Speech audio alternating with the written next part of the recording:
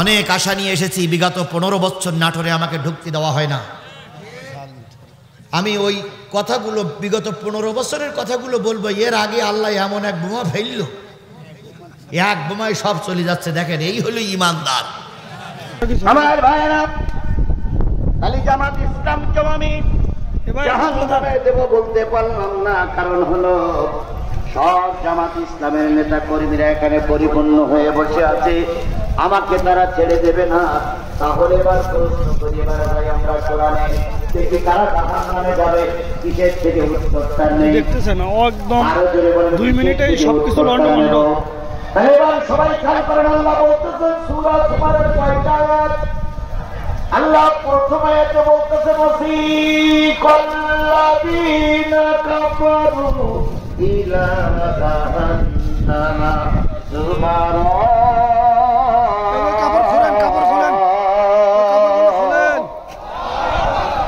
সেদিনের কথা মনে করো, খুবই গুরুত্বপূর্ণ কথা ভাই, খুবই গুরুত্বপূর্ণ কথা। এই সময় এই কথাগুলো আপনার শোনা দরকার।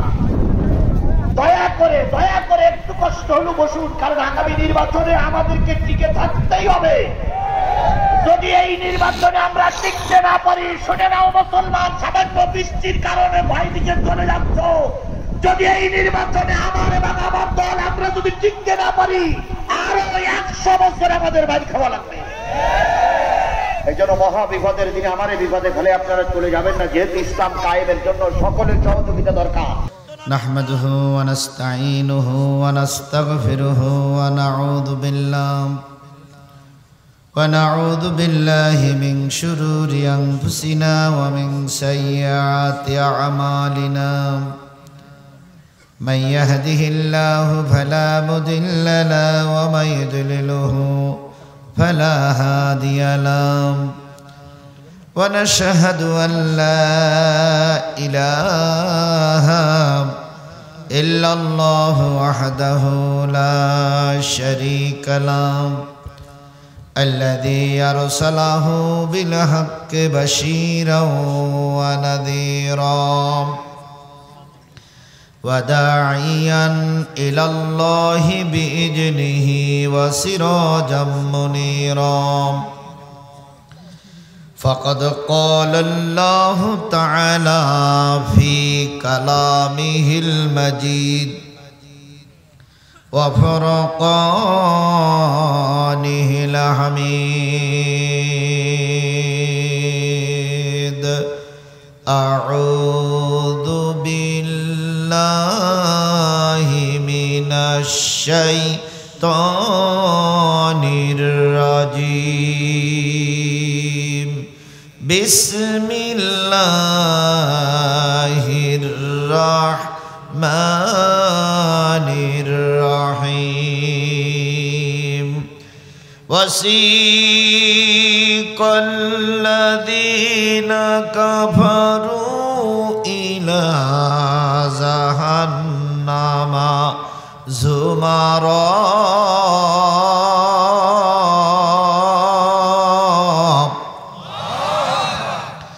حتى إذا جاءوها فتحت أبوابها وقال لهم خزنتها ألم يأتكم رسول منكم يتلون عليكم آيات ربكم وينذرونكم لقاء يومكم هذا.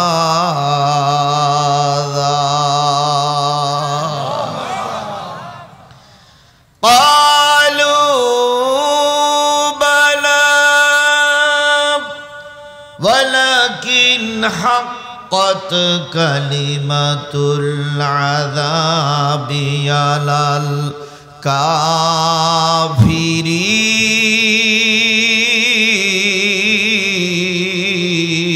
الكافرين.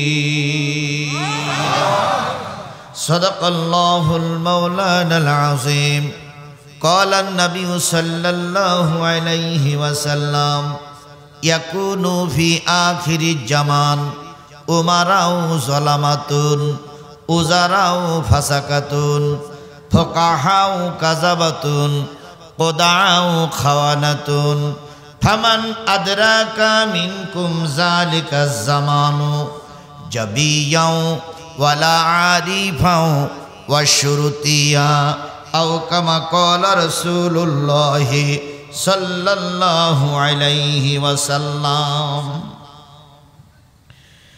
নাটোর জেলার নাটোর সদরের গোয়ালদিঘি হাটখোলা মাঠে অনুষ্ঠিত হচ্ছে গোয়ালদিঘি যুব সমাজের উদ্যোগে নবম বার্ষিকী একদিনব্যাপী তাফসিরুল কোরআন মাহফিল। তারিখ হচ্ছে 14 এপ্রিল 2025, পয়লা বৈশাখ 1432 বাংলা, রস সোমবার। আজকের এই মাহফিলের শ্রদ্ধাভাজন স্বনামধন্য সম্মানিত সভাপতি আলহাজ মোহাম্মদ আদম আলী প্রামাণিক, সহসভাপতি গোয়ালদিঘি বাইতুল আমান কেন্দ্রীয় জামে মসজিদ। আজকের এই মাহফিলের সম্মানিত প্রধান অতিথি বীরাত্র ইসলামী আন্দোলন বাংলাদেশ জামাত ইসলামী, বাংলাদেশ জামাত ইসলামীর নাটোর জেলার সুযোগ্য সুদক্ষ সম্মানিত জেলা আমির জনাব অধ্যাপক ডক্টর মীর নুরুল ইসলাম। আজকের মাহফিলের বিশেষ অতিথি অধ্যাপক মোহাম্মদ ইউনুস আলী, নায়েবে আমির বাংলাদেশ জামাত ইসলামী নাটোর জেলা শাখা, এবং আগামীতে আপনাদের এলাকার সম্মানিত নমিনি। আল্লাহ পাক তার ইজ্জত এবং দুই নেতার ইজ্জত বাড়িয়ে দিক। তাদের দ্বারা নাটোরকে যেন আমরা আধুনিক একটা ইসলামী নাটোর জেলা দেখতে পাই, এমন একটা পরিবেশ আল্লাহ পাক কবুল করুক। সকলে মিলে বলুন আমিন।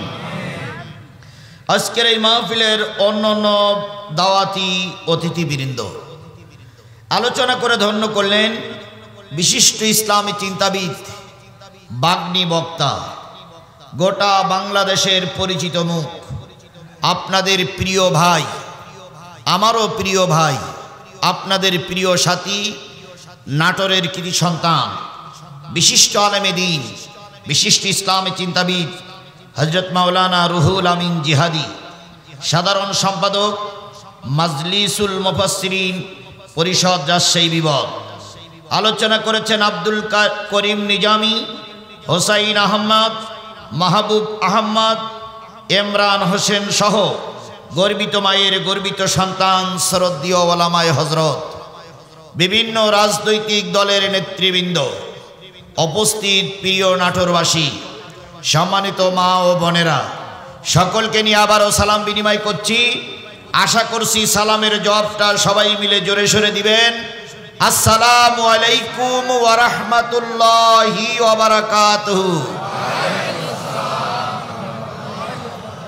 আল্লাহ পাকের দরবারে লক্ষ কোটি শুকরিয়া, যিনি আপনাকে আমাকে এই কোরআনের আলোচনা করার মতন একটা সুন্দর পরিবেশ তৈরি করে দিয়েছেন। এখান থেকে 1 বছর আগে এই নাটোর জেলায় আমি আজিজুল ইসলাম জিহাদি আমাকে নিষিদ্ধ করে রাখা হয়েছিল। আমাকে নাটোরে ঢুকতে দিত না। আমার নাম শুনলেই প্রশাসন বেঁকে বসত যে অন্যান্য বক্তারা ঢুকুক, জিহাদি যেন না ঢোকে। আল্লাহু আকবার! কি অন্যায় করেছিলাম আমরা, কি দোষ করেছিলাম আমরা। আমরা তো চেয়েছিলাম এই সমাজে কোরআন প্রতিষ্ঠিত হোক। আমরা চেয়েছিলাম শেখ হাসিনা টিকে থাক, তবে সেটা বৈধভাবে। কথা বলেন ঠিক না বেঠিক? আমরা কি দেশ থেকে তার চলে যাক এটা চাইছিলাম? আমরা চেয়েছিলাম যে উনিও ভোট করুক, আমাদেরও ভোট করার সুযোগ দেখ, কিন্তু উনি যে একা একা খাইয়েছে, আর কাউকে খেতে দেই নাই। কথা বলেন ঠিক না বে ঠিক? এই জন্য সবাই দেশে আছে, উনি কেবল পালাইছে। শুধু উনি পালাইনি, ওনার দলের কর্মীরাও পালাইছে। তাহলে এই পরিবেশটা, এই যে সুন্দর পরিবেশটা কে তৈরি করে দিলেন?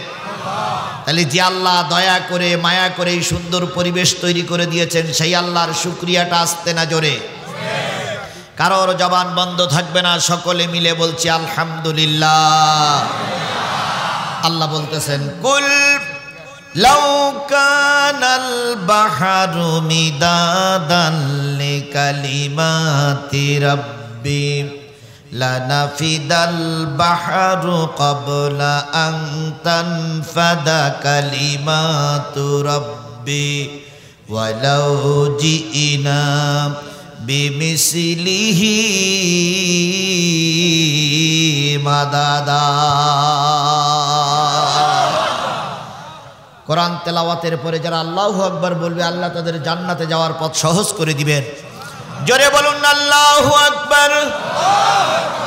আল্লাহ বলে, বান্দা শোনো, ও নবী তুমি বলে দাও, এই পৃথিবীতে যত সাগর উপসাগর নদ নদী আছে, পৃথিবীতে যত খাল বিল আছে, পৃথিবীতে যত পানির উৎস আছে, সব পানিগুলো যদি কালি হয়ে যায়, পৃথিবীতে যত গাছ দাঁড়িয়ে আছে সব গাছগুলো যদি কলম হয়, পৃথিবীতে যত সমান্তরাল জমি আছে সব জমিগুলো যদি সাদা কাগজ হয়, দাঁড়ানো গাছ নামক কলম দিয়ে, সাগরের পানি নামক কালি দিয়ে, সমান্তরাল জমি নামক কাগজের উপরে তোমার রবের কথা লিখতে যদি শুরু করো, লিখতে লিখতে কখন জানি কাগজগুলো ফুরায়ে যাবে, কলম শেষ হয়ে যাবে, সাগরের পানিও নিঃশেষ হয়ে যাবে।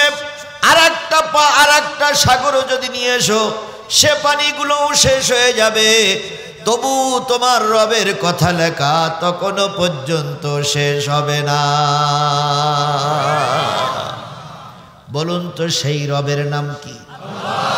সেই রবের শুকরিয়া করতে যে যদি কোনো ব্যক্তি কৃপণতা করে, আল্লাহ পাক তার বিপদে ফেলতে পারে না? পারে না? তাহলে কারোর জবান বন্ধ থাকবে না, সকলে মিলে বলছি আলহামদুলিল্লাহ। কার শুকরিয়া আদায় করলাম? খুশি হলো কে? আর আলহামদুলিল্লাহ এই শব্দটা মেনে নিতে পারে না, গ্রহণ করতে পারে না, সহ্য করতে পারে না, তিনি কে? শয়তান। কে এই মজলিসে আছে? আছে? আজকে থাকার কথা না, কারণ আজকে শুধু 7 জন বক্তা। তাহলে 7 জন বক্তা ওয়াজ করার সময় প্রতিটা বক্তা আউযুবিল্লাহ পড়িনি, শয়তান তারাইনে দোয়া কি? আউযুবিল্লাহি মিনাশ শাইতানির। 7 বক্তায় আউযুবিল্লাহ পড়িছে, তারপরে কি শয়তান এখানে আছে? আছে? আছে? আচ্ছা বলুন তো, মসজিদে কি শয়তান থাকে? থাকে? যদি নাই থাকে তো জুতো চুরি করে কারা? আপনাদের এদিকে মসজিদ জুতো চুরি হয়? তাহলে মসজিদেও শয়তান থাকে, এখানেও শয়তান আছে। যদি বলেন হুজুর হজ করতে আসলাম আর শয়তান বানাই দিলেন, না রে ভাই, আপনি শয়তান না, আপনি ভালো, কিন্তু একটু প্রমাণ করি দেখি আপনি শয়তান কিনা। আলহামদুলিল্লাহ বললে খুশি হয় কে? আর আলহামদুলিল্লাহ মেনে নেয় না কে? এবার আলহামদুলিল্লাহ বলার সময় সামনে ডাইনে বামে তাকাবেন, পিছনে তাকানোর দরকার নেই। যদি আলহামদুলিল্লাহ না বলে, পিছন দিক থেকে 2 বগলে যখন হাত দেবেন, উঁচু করে ধরিয়ে বলবেন হুজুর মাল পাওয়া গেছে, বলা যাবে?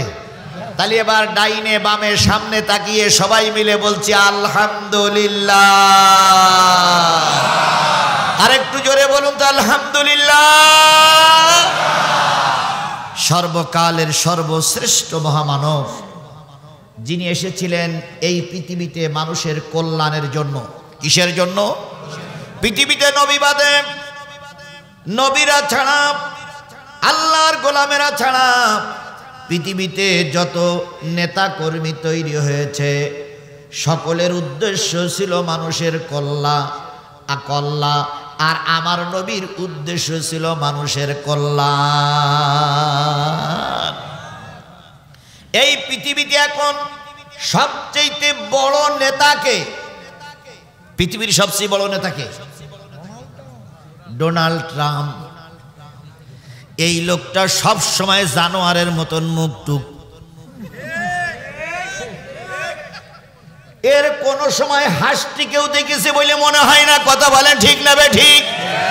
হনুমানের চেহারা দেখলে তো মানুষের একটু তৃপ্তি লাগে, এর চেহারা দেখলে সে তৃপ্তিও লাগে না। এর দিলের ভিতরে সব সময় রক্ত পিপাসু, কোন মানুষটা রক্ত খাবো, কোন মানুষটা রক্ত খাবো, কোন মানুষটা রক্ত খাবো। এ সব সময় খাই খাই খাই খাই খাই খাই। আর বিশেষ করে মুসলমানের রক্ত দেখলেও আর সহ্য করতে পারে না।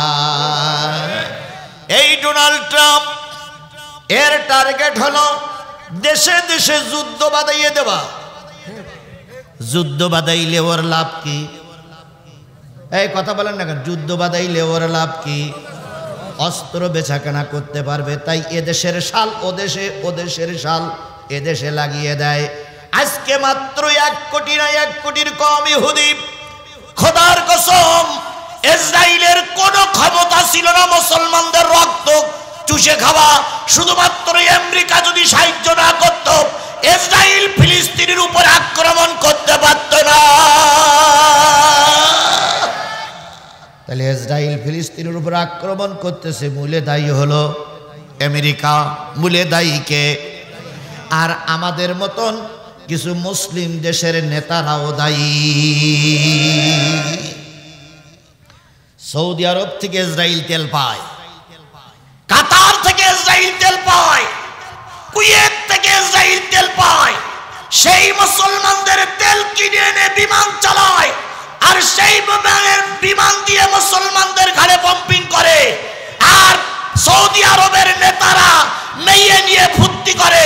এই সমস্ত কলঙ্কিত নেতাদের কারণে আজকে ফিলিস্তিনের মুসলমানদের রক্ত ঝরতেছে। সুতরাং সবচেয়ে পৃথিবীর রক্ত পিপাসু জাতি হলো আমেরিকা। ইসরায়েল তার টার্গেট হলো দেশে দেশে কি বাধাই দেওয়া? যুদ্ধ বাধাই দেওয়া। আমার পার্শ্ববর্তী একটা দেশ আছে, নাম কি? এর টার্গেট হলো অন্যের দেশ দখল করা। দেখেন না কত দেশ দখল করেছিল, কত দেশ ছাড়িয়ে গেছে। আমরা বাংলাদেশের একটা ছোট্ট ভূখণ্ডে বসবাস করি। কথা বলেন, আমাদের লোক সংখ্যা কত? 18 কোটি। আর ওদের লোক সংখ্যা প্রায় 140 কোটি। 140 কোটির বৃহৎ দেশ, নড়িয়ে সড়িয়ে একটু কিছু হলেই কয় বাংলাদেশ দখল করব। প্রায় বলে বাংলাদেশের চট্টগ্রাম দখল করব, প্রায় বলে দিনাজপুর দখল করব। তুমি এত বড় নেতা, বড় দেশের রাজা, আমাদের ছোট্ট দেশ দখল করার জন্য তোমার এত লোলুপ দৃষ্টি কেন? তবে একটা জিনিস শুনে রাখো, বিগত 16 বছর যা করেছ হয়তো স্বৈরাচার সরকার মেনে নিয়েছিল। ইউনূস সরকার আসার পর থেকে টার্গেট নিয়েছে একটা জেলা নয়, বাংলাদেশের 1 ইঞ্চি জায়গা যদি দখল করো 18 কোটি মানুষ প্রতিহত করবে। দুতির গিরে দেওয়ার সময় মেলবে না।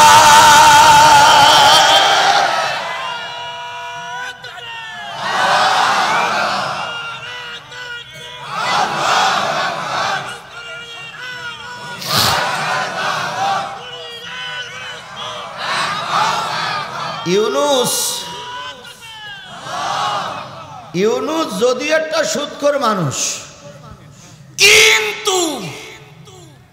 কিন্তু ইউনূস আসার পর থেকে মোদির ধুতি সকালবেলা একবার, দুপুরবেলা একবার পাল্টাইনে লাগে।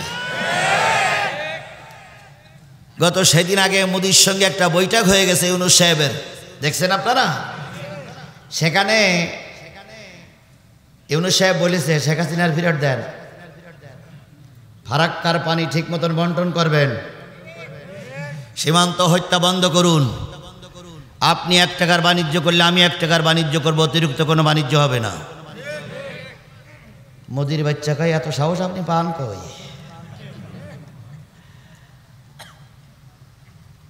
ইউনূস সাহেব তখন বলতেছে আমি একা নয়, বাংলাদেশের 18 কোটি মানুষ আমার সাথে আছে। এই কথা বলেন ঠিক না বে ঠিক? তাহলে মোদির কাজ হচ্ছে দেশ দখল করা। পক্ষান্তরে আমার নবীর কথা একটু আসি। আমার নবী যখন পৃথিবীতে এসেছিলেন তখন রাত না দিন? কথা বলেন, রাত না দিন?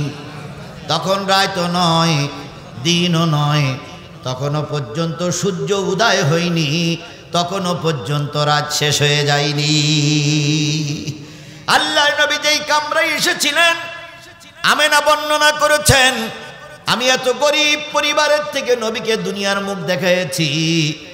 যেই ঘরে শুয়ে থাকতাম ওই ঘরে রাতের অন্ধকারে চাঁদ আর তারার খেলা করতে দেখতাম।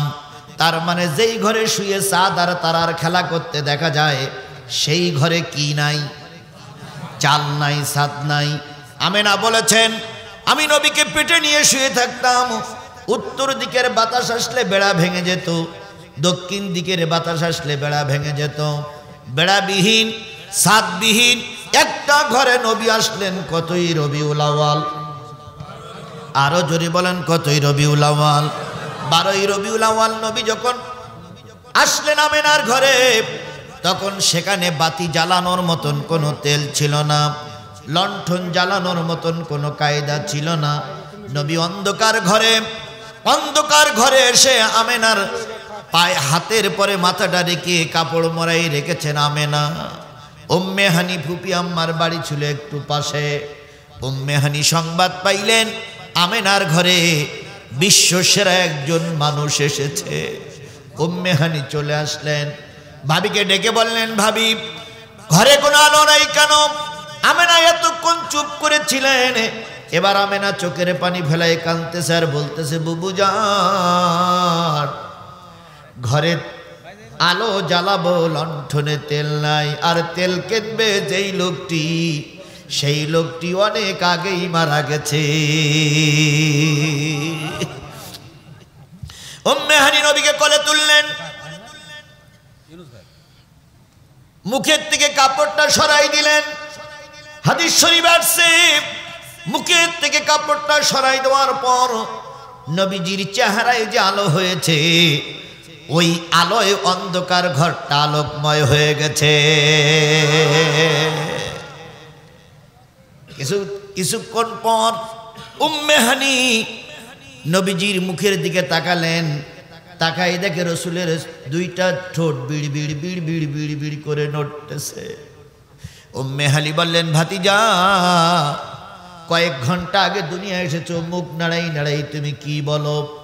ছোট মানুষের কথা কেউ বুঝতে পারছিলেন না।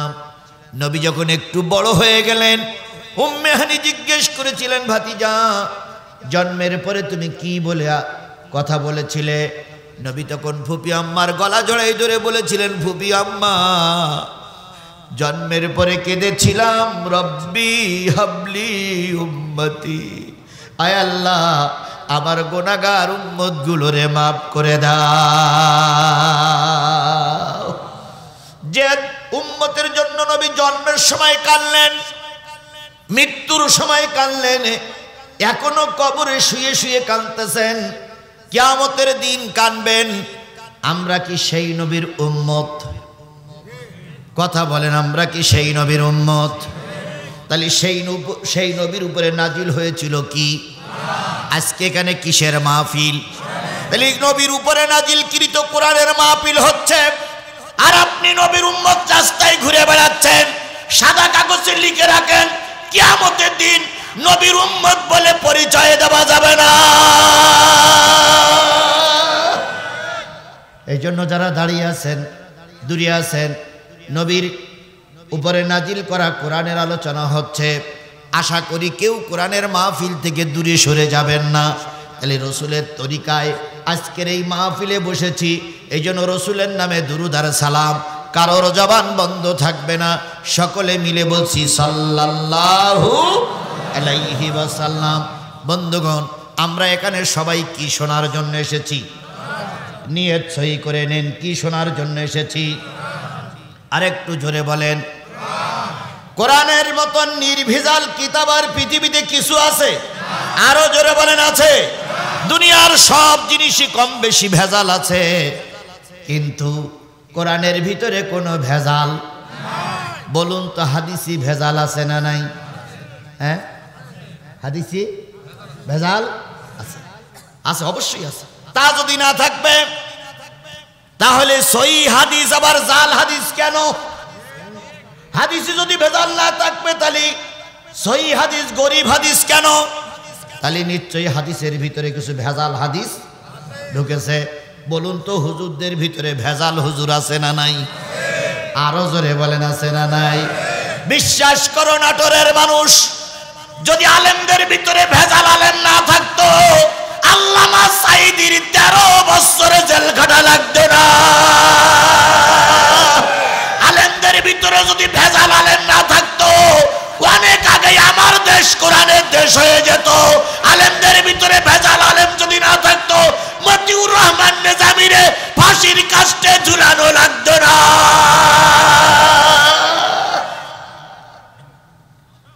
তাহলে সব জায়গায় ভেজাল আছে না নাই?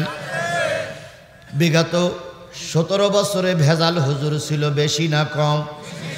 ও বাবা, এমনও ভেজাল হুজুর ছিল ওয়াজ করতেছে, একজন যদি মাঝখান থেকে তাকবীর দেয়, ভেজাল হুজুর স্টেজে বসে বলতো তাকবীর বন্ধ করেন, তাকবীর বন্ধ করেন, তাকবীর বন্ধ করেন।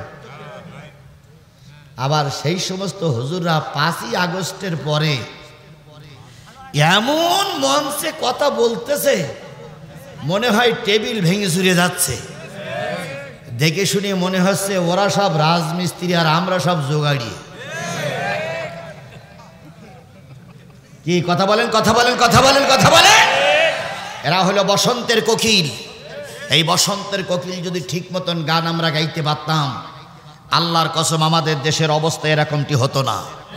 আমার ভাইয়েরা, তাহলে কোরআন নির্ভেজাল, কথা বলেন ঠিক না বে ঠিক?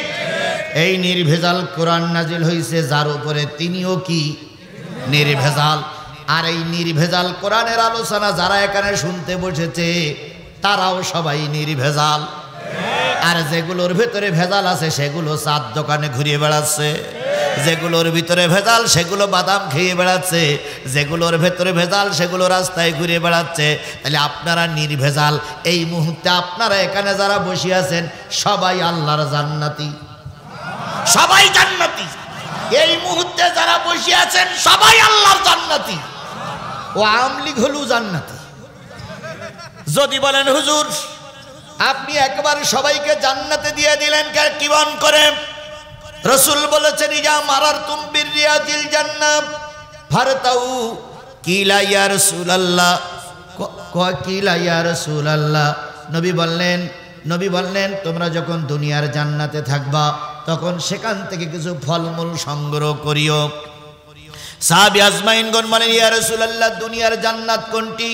নবী বললেন যেখানে কোরআন হাদিসের আলোচনা হয় ওটাই হলো দুনিয়ার জান্নাত। তাহলে আমি এখানে আলোচনা করতে বসেছি কিসের? কোরআন এবং হাদিসের। আমি সূরা জুমারের 2টা আয়াত তেলাওয়াত করেছি, তিরমিজি শরীফের ছোট্ট একটা হাদিস আপনাদের সামনে উত্থাপন করেছি। তাহলে কোরআন আর হাদিস দিয়ে আলোচনা হচ্ছে, আপনারা চুপচাপ বসে বসে শুনতেছেন। এই জন্য আমি আপনাদের ব্যাপারে সার্টিফাই লিখে দিতে পারি আপনারা আল্লাহর জান্নাতি। তবে যারা দূরে আছেন তারা শোনেন, এই দুনিয়ার জান্নাত যাদের কপালে নাই পরকালের জান্নাত তাদের কপালে জুটবে না। তাহলে আজকের এই জান্নাত পাওয়ার পরে জান্নাতে বেশিক্ষণ থাকবেন না কম থাকবেন? সাদা কাগজে লিখে রাখো মুসলমান, এই দুনিয়ার জান্নাত যাদের সহ্য হবে না পরকালের জান্নাত তাদের কপালে জুটবে না।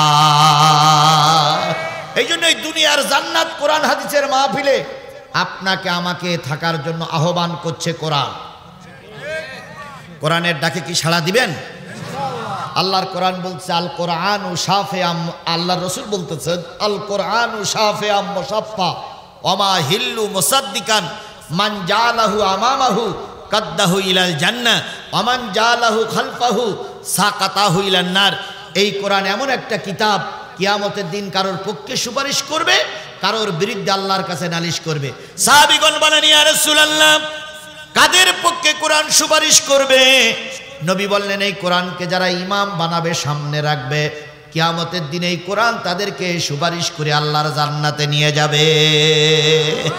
আর এই কোরআনকে যারা পিছনে রাখবে, কিয়ামতের দিনে এই কোরআন তাদেরকে ধাক্কা দিয়ে জাহান্নামে নিক্ষেপ করবে। এই যে একজন মুরব্বী আর ওই একজন ভাই মোবাইল করতে করতে চলে যাচ্ছে, বলুন তো ওনাদের পিছনে পড়েছে কি?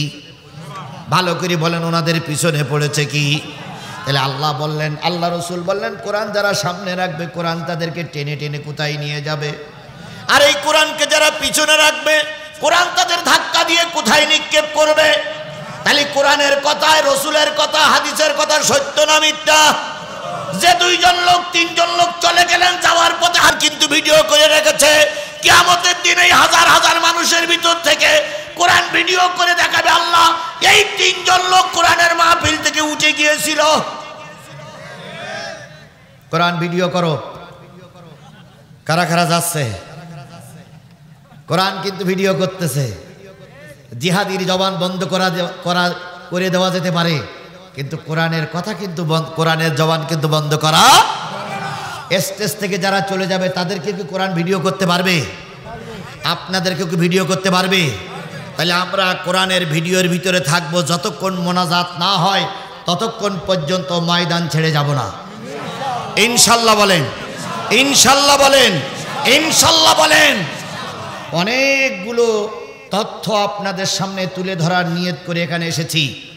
আল্লাহ আপনাকে আমাকে শেষ পর্যন্ত কবুল করুক। তাহলে আমি আপনাদের সামনে তেলাওয়াত করেছি সূরাতুজ জুমার। কয়টা আয়াত? 2টা আয়াত। এই 2টা আয়াতের মূল বক্তব্য হলো দোজখে যাবে কারা, জাহান্নামে যাবে কারা। যদি বলি বাংলাদেশ আওয়ামী লীগের নেতাকর্মীরা যাবে জাহান্নামে, কথাটা বলা কি ঠিক হবে? জোরে বলেন ঠিক হবে? আরো জোরে বলেন কি ঠিক হবে? তাহলে বাংলাদেশ আওয়ামী লীগের নেতাকর্মীদের জাহান্নামে দেওয়া যাবে না। কারণ হলো, এর আগে যতবার শুনেছি ততবার এই নেতারা বলেছে ওনাদের নেত্রী 5 ওয়াক্ত নামাজি। বারবার বলতেন ওনাদের নেত্রী তাহাজ্জুদ গুজারি, ওনাদের নেত্রী সকালবেলা উঠেই কি খোঁজে? যায় নামাজ খোঁজে। কোরআন তেলাওয়াত না করে কোনো কাজে কামে বাহির হয় না। তাহলে যেই ব্যক্তি 5 ওয়াক্ত নামাজ পড়ে, 30-40 রাকাত তাহাজ্জুদ নামাজ পড়ে, যেই ব্যক্তি ফজরের নামাজ পড়ে কোরআন তেলাওয়াত করে কাজ শুরু করে, আমরা তারে তো দোজখে দিতে পারি না। আমরা বিশ্বাস করতাম উনি ভালো লোক, কিন্তু মাঝে মাঝে সন্দেহ লাগতো। সারা জীবন তাহাজ্জুদ পড়েছি 8 রাকাত 12 রাকাত, আর উনি পড়তেন 40 রাকাত। এই জায়গায় একটু সন্দেহ লাগতো না ভাই? কথায় বলে অতি ভালো, ভালো না। এই আমার বাতাস দিলে কিন্তু গলা বেশি যাবে, ছোট আসলো সব শেষ। অতি ভালো, ভালো না। তারপরে কি করব? নাটোরে বসে নেতারা যখন বক্তৃতা করত, আমরা চুপচাপ বসে শুনতাম। প্রতিবাদ করলে হুজুরির কাল্লা থাকবে না। তারপরে বলতো আমাদের নেত্রী নামাজি, আমাদের নেত্রী কোরআন শরীফ তেলাওয়াত করে, আমরাও তাই মেনে নিতাম। কিন্তু আল্লাহ যেদিন 5ই আগস্টে পালিয়ে গেল, ছেলেরা সব খুঁজলো সেই কোরআন শরীফ আর যায় নামাজ কোথায়। কিন্তু যেয়ে দেখা গেল সব পাওয়া গেল, কোরআন শরীফ আর যায় নামাজ খুঁজে পাওয়া গেল না। ওখানে রাজাহাঁস পাওয়া গিয়েছিল, ওখানে ঘোড়া পাওয়া গিয়েছিল, ওখানে গরু পাওয়া গিয়েছিল, ওখানে কসুর মুখী পাওয়া গিয়েছিল, ওখানে বিভিন্ন যন্ত্রপাতি পাওয়া গিয়েছিল। কিন্তু দুটো জিনিস পাওয়া গেল না, কোরআন আর হলো যায় নামাজ। এইবার ছেলেরা খুঁজদি আর একটা জিনিস ওনার অফিসে পেয়েছিলেন, ওনার বাসায় পেয়েছিলেন, সেটার নাম আমি বলতে পারবো না। না, বোতল হলো তাও বলা যেত, কিন্তু বোতলের চাইতে আরো খারাপ সেই জিনিসটা ওনার বাসায় পাওয়া গিয়েছিল। অথচ আমাদের দেশের হুজুররা বলেছিলেন শেখ হাসিনা আপনি জান্নাতি। কি বলিনি? ও ভাই, সুতরাং যে জিনিসটা বলতেছি, শেখ হাসিনা এবং তার দলের আমরা দোজকে দিতে পারলাম না বলে দুঃখিত। এবার আসুন, শেখ হাসিনা চলে যাওয়ার পর আর এক দল ক্ষমতায় যাবার জন্য দিনক্ষণ গোনাগুনি করতেছে, শুধু বলতেছে আমরা ক্ষমতায়। এক নেতা সেদিন বলেছে এ পিরিয়ডে আমরা যাব, তারপরের পিরিয়ডে আমরাই যাব, এর পরের পিরিয়ডে বিবেচনা করা হবে জামাত ইসলাম যেতে পারবে কি পারবে না। তাহলে ভোটের আগে 2 পিরিয়ড ক্ষমতা পেয়েই গেছে। আর যদি ভোট হয় জামাত ইসলামের মনে হয় ধারে কাছেও যেতে দেবে না। তাহলে ওনাদেরকে আমরা জাহান্নামে দিতে পারলাম না। যদি বলি ওনারা জাহান্নামে, তাহলে মঞ্চের থেকে নেমে আমার নাটোর জেলা পার হইতে দেবে না, তার আগেই হয়তো আমার ঠ্যাং ভেঙে ফেলবে। এই জন্য ওনাদেরকেও জাহান্নামে দিতে পারলাম না। এবার বাংলাদেশের আর একটা পার্টি আছে, জাতীয় বেঈমান পার্টি। এর নাম হলো হোসাইন মোহাম্মদ এরশাদের জাতীয় পার্টি। এই পার্টিটা হলো সবচেয়ে বড় বেঈমান পার্টি। কথা বলেন ঠিক না বেঠিক? বাংলাদেশের সবচেয়ে মির্জাফর, বাংলাদেশের সবচেয়ে গাদ্দার হলো এরশাদ এবং তার দল। এই এরশাদ এবং তার দল যদি শেখ হাসিনার সাপোর্ট না করত, খোদার কসম শেখ হাসিনা একটা পিরিয়ডের জন্য ক্ষমতায় থাকতে পারত না। এই জন্য শেখ হাসিনার ক্ষমতায় রাখার জন্য এরশাদ এবং তার দালালেরাই দায়ী।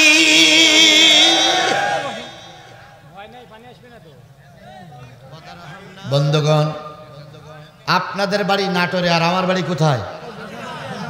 আমি যদি সাতক্ষীরা যেতে পারি, আপনারা যেতে পারবেন না? আল্লাহ যদি রহমতের বৃষ্টি দেয়, কারোর কিছু করার আছে? আমার ওঠার কথা ছিল 9টায়, সেখান থেকে বললো 9:30, তারপরে বললো হুজুর 10টা পার করবো না। কয়টার সময় উঠছি তা দেখছেন আপনারা? যদি 10:30টায় না উঠতে এতক্ষণ আমার 1.5 ঘন্টা আলোচনা হয়েই যেত। কিন্তু আসলে আমি এসেছি 8টার সময়, 31 এতগুলো সময় পার হলো। আল্লাহ যতটুকু কবুল করে এতটুকুই আলহামদুলিল্লাহ। অনেক আশা নিয়ে এসেছি। বিগত 15 বছর নাটোরে আমাকে ঢুকতে দেওয়া হয় না। আমি ওই কথাগুলো, বিগত 15 বছরের কথাগুলো বলবো। এর আগে আল্লাহ এমন এক বোমা ফেলল, এক বোমায় সব চলে যাচ্ছে। দেখেন, এই হলো ইমানদার। দেখেন, এই হলো ইমানদার। আর এরাই নাটোরের ময়দানে জিহাদ করবে। এরাই নাটোরে জিহাদ করবে। যতই আমিরে জামাত বলুক না কেন, ও ময়দানে বোম পড়লে একটারও পাওয়া যাবে না। একটু আকাশ গুড়গুড় করেছে, তাই কাঁচা মেরেছে দৌড়। আর যদি একবার বোম পড়ে তাহলে এরাই যুদ্ধ করবে, আমার তো বিশ্বাস হয় না। তবে হ্যাঁ, সিটিয়ে ভুসি কিছু চলে যাক, আমরা সবাই থাকি। আমাদের জন্য অনেক গুরুত্বপূর্ণ কথা আজকে আমাদের এখানে আলোচনা হবে ইনশাআল্লাহ। আলী এরশাদের দলকে আমি জাহান্নামে দিতে পারলাম না, কারণ তিনি অনেকবার হজ করেছেন, তিনি জাতীয় সংসদে বিসমিল্লাহ স্থাপন করেছেন, তিনি মসজিদ মন্দিরের কি বলে বিদ্যুৎ বিল বন্ধ করেছিলেন। এই জন্য তাকেও আমি জাহান্নামে দিতে পারলাম না। এখন আপনাদের কি মনে হয় বাংলাদেশ জামাত ইসলাম জাহান্নামে যাবে? মনে হয়? মনে হয়? আপনারা তো বলতেছেন না, কিন্তু দলিল কি আছে আপনাদের কাছে? আমার কাছে দলিল আছে। যদি বাংলাদেশ জামাত ইসলামী জাহান্নামী না হয়, তাহলে নেতারা ফাঁসিতে ঝুলল কেন? তারপর বলতে ঠিক, দেখেছেন তো, এই হলো ইমানদার, এই হলো ইমানদার। তারা বলতে ঠিক। আমার ভাইয়েরা, ভালোর পক্ষে থাকলে পরীক্ষা দেওয়া লাগবে। কথা বলেন ঠিক না ঠিক? যারা পরীক্ষায় পাশ করেছে আল্লাহ তাদের জান্নাতের মেহমান হিসেবে কবুল করুক। সকলে মিলে বলুন আমিন। আমরাও পরীক্ষা দিতে চাই। নাটোরের মানুষ চলে যাচ্ছেন, যাওয়ার আগে একটা কথা, শেষ কথাটা আগে শুনে যান। আমি গোটা বাংলাদেশের 5ই আগস্টের পর থেকে আজকের এই 14 এপ্রিল পর্যন্ত প্রোগ্রাম করছি। রমজান মাসেও প্রোগ্রাম করেছি। সব জেলায়, বাংলাদেশের 64টা জেলায় প্রোগ্রাম করে আমার যা মেসেজ এসেছে, আমার যা আইডিয়া এসেছে, যদি সব কিছু ঠিক থাকে, আগামী সংসদ হবে কোরআনের সংসদ।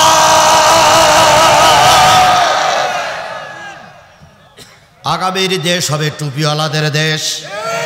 সেই টুপিওয়ালাদের দেশে কোরআনের সংসদে আমি সাতক্ষীরার একজন নগণ্য গোলাম কোরআন শরীফ শ্রী আপনাদের শপথ করিতেছি যে আমি 4টি আসন, আমার সাতক্ষীরা 4টি আসন আমি কোরআনের জন্য উপহার দেব ইনশাআল্লাহ। আমরা 4টি আসন সাতক্ষীরার থেকে কোরআনের জন্য উপহার দেব, ইসলামী আন্দোলনের জন্য উপহার দেব। আমি আপনাদের কাছে একটা দাবি করতে চাই, ওয়াজ কতক্ষণ চলবে তা আমি জানি না, তবে আজকের এই মাহফিল থেকে শপথ নিতে হবে এই আসনটা কোরআনের সৈনিকের জন্য উপহার দেওয়া লাগবে।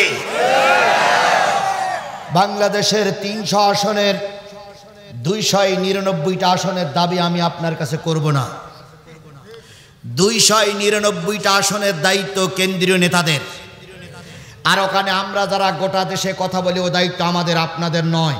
আপনারা যারা আজকে ওয়াজ শুনতে এসেছেন, নারী পুরুষ ছোট বড় যুবক যুবতী সকলকেই শপথ নিতে হবে এই আসনটা কোরআনের সৈনিকের উপহার দেব। যত রক্ত ঝরুক, যত বাধা আসুক, এই আসন কোন বাতিলের কাছে আমরা ছেড়ে দেব না। কারা কারা রাজি আছেন 2 হাত উঁচু করে আল্লাহরে দেখান।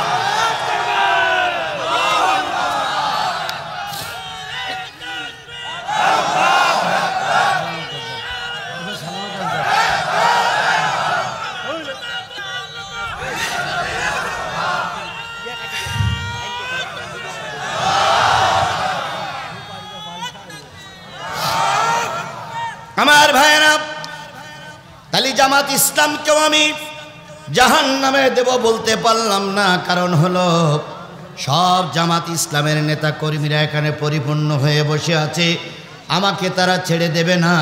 তাহলে এবার প্রশ্ন করি, এবার যাই আমরা কোরআনে, দেখি কারা জাহান্নামে যাবে, কিসের থেকে উত্তরটা নেই। আরো জোরে বলেন, কিসের থেকে উত্তরটা নেব? তাহলে এবার সবাই খেয়াল করেন, আল্লাহ বলতেছেন সূরা জুমারের কয়টা আয়াত? আল্লাহ প্রথম আয়াতে বলতেছেন ওয়াসিকাল্লাযীনা কাফারু ইলা জাহান্নামা যুমারা।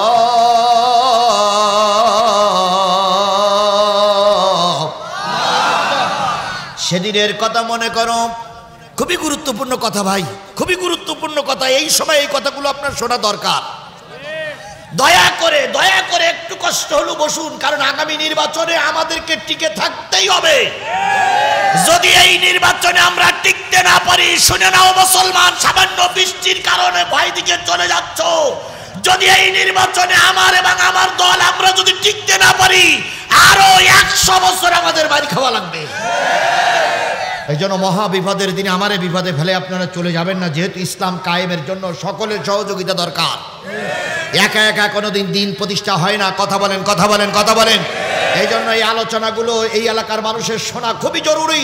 তারপর আপনারা চলে যাচ্ছেন, ভাই বৃষ্টি আসতে আমিও থাকবো না, দয়া করে দাঁড়ানো লোকগুলো বসেন তো, বসেন বসেন ভাই, খুবই জরুরি কথা, খুবই জরুরি কথা। একবার ঢুকলে আর বেরোবেন না, একটু দয়া করে বসুন। জিনিসটা বোঝাচ্ছে বৃষ্টি পড়তেছে কি? তাহলে দেখেন, আল্লাহ ক্লিয়ার করে দিতে পারে। আল্লাহর কাছে বলি, আল্লাহ বৃষ্টি দাও, আমাদের দুঃখ নাই, কারণ তোমার রহমতের পানি আমরা বাধা দেব না, তুমি যেটা করো ওটাই আলহামদুলিল্লাহ। কিন্তু সামান্য একটু সুযোগ যদি তুমি আমাদের দাও, তাহলে কোরআনের কথাগুলো আমরা একটু বলে শেষ করতে পারবো। এই জন্য আল্লাহর কাছে বলি, আল্লাহ সামান্য একটু সুযোগ আমাদের দাও। আমাদের প্রয়োজনীয় কথাগুলো বলা হয়ে গেলে, আল্লাহ তুমি বৃষ্টি দিও, আমরা সবাই চলে যাব, কোনো ব্যথা নেব না। অল্প কিছুক্ষণ সময় আল্লাহর কাছে প্রার্থনা করছি, আল্লাহ যেন মঞ্জুর করে, আল্লাহ যেন কবুল করে। সকলে মিলে বলুন আমিন। বসেন বসেন। এক আল্লাহ বলতেছেন ওয়াসিকাল্লাযীনা কাফারু ইলা জাহান্নামা যুমারা। সেদিনের কথা মনে করো, যেদিন একদল মানুষকে আল্লাহ পাক জাহান্নামের দিকে, একদল জাহান্নামীদেরকে আল্লাহ পাক জাহান্নামের দিকে নিয়ে যাবে। কেউ বলেছে তাড়িয়ে নিয়ে যাবে, কেউ বলেছে বেঁধে নিয়ে যাবে, কেউ বলেছে পিটাইতে পিটাইতে নিয়ে যাবে, কেউ বলেছে ধাক্কাইতে ধাক্কাইতে নিয়ে যাবে। কোন দিকে? আরো জোরে বলেন, কোন দিকে? জাহান্নামের দিকে নিয়ে যাবে। হাত্তা ইযা জাউহা ফুতিহাত আবওয়াবুহা। এমনকি জাহান্নামের দরজা পর্যন্ত এই জাহান্নামী লোকগুলো যখন চলে যাবে, দরজাগুলো এমনি এমনি খুলে যাবে। জাহান্নামের সামনে যেই দাঁড়াইছে একদল কারা? জাহান্নামীরা। সেই দলে আমলিগ থাকতে পারে, বিএনপি থাকতে পারে, জাতীয় পার্টি থাকতে পারে, জামাত ইসলাম থাকতে পারে, সেই দলে পীর বুজুর্গ থাকতে পারে। কারা থাকবে পরবর্তীতে আসতেছি। জাহান্নামের সামনে একজন লোক দাঁড়ালো, জাহান্নামের দরজা কি হলো? এই কথা বলেন, জাহান্নামের দরজা খুলে গেল। কি হলো? ফুতিহাত আবু আবুহা, দরজাগুলো খুলে গেল।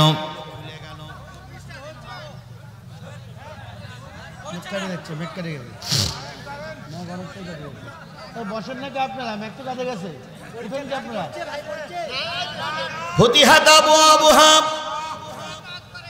দরজাগুলো খুলে গেল। ওয়াকালা লাহুম খাজানাতুহা, দরজা যখনই খুলে গেল তখন দরজার ভিতর থেকে একদল ফেরেশতা বাহির হয়ে আসলো। যারা জাহান্নামী ফেরেশতা ওরা বাহির হয়ে আসলো। বাহির হয়ে এসে দেখতেছে একদল লোক জাহান্নামের সামনে দাঁড়িয়ে আছে। কোটি কোটি মানুষ, আদম আলাইহিস সালাম থেকে শুরু করে মুহাম্মদ সাল্লাল্লাহু আলাইহি সাল্লামের উম্মত পর্যন্ত কোটি কোটি মানুষ জাহান্নামের সামনে দাঁড়িয়ে আছে। ওয়াকালা লাহুম খাজানাতুহা, দ্বাররক্ষক ফেরেশতারা বাইরের লোকগুলোরে দেখে বলবে, আলাম ইয়াতিকুম রাসূলুম মিনকুম, তোমরা জাহান্নামে আসলে কেন?